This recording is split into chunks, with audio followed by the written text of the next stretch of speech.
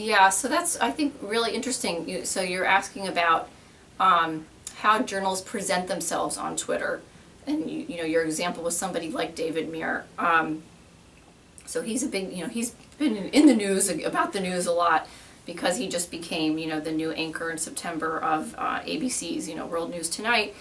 And, I think this is something that's not unique to journalism. It exists in all fields with people who have a social media presence. That it's sort of a case-by-case basis about whether the person even is participating in their own social media activities, or whether they have paid staff, working for them, who are really the ones who are responsible for that. And in terms of the sort of nature of what the presentation of the person, on Twitter or social media, I think people use different strategies. Some try to make it, seem more personalized and really personal.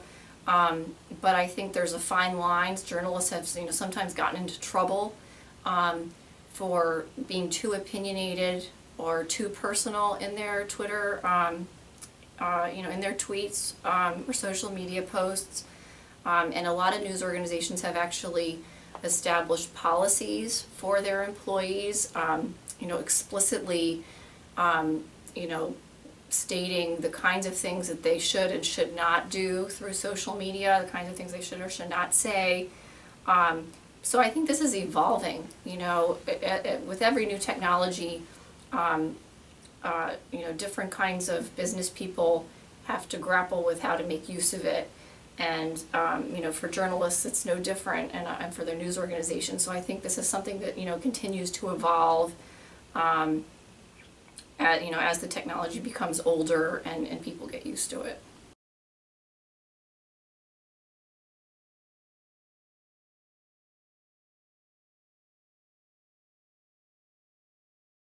I'd say without a doubt, is a segment of the audience, of users who are relying on Twitter and other social media platforms for their news. But I think for a lot of people, it's a supplement or sort of complement to other news sources as well.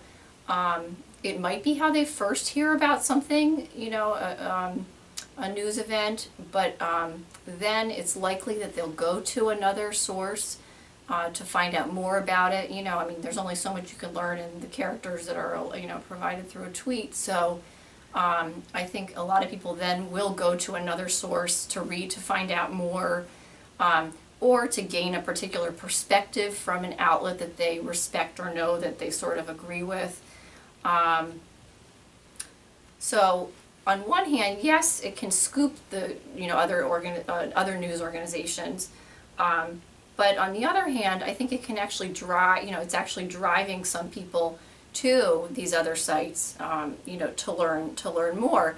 But that sort of goes back to my thought about why other news organizations are moving towards sort of opinion and commentary and analysis and personality of the individual journalist.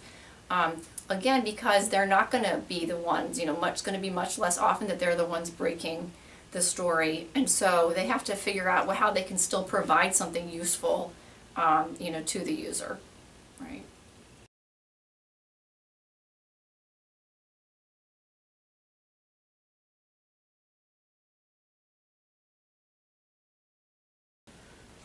So I think, again, I would sort of restate some of the things I've already said. Is Twitter, or the new news.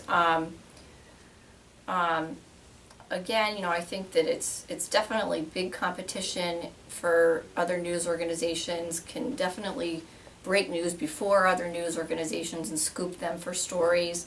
But I think that's why news organizations have developed strategies to deal with that. Again, differentiating their product, in a variety of ways, and finding ways to make use of Twitter and social media.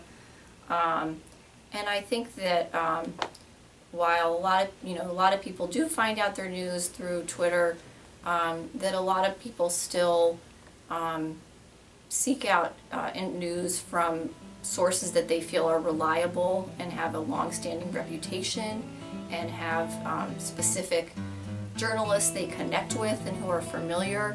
So I think that all of that still has value, at least for a lot of news consumers.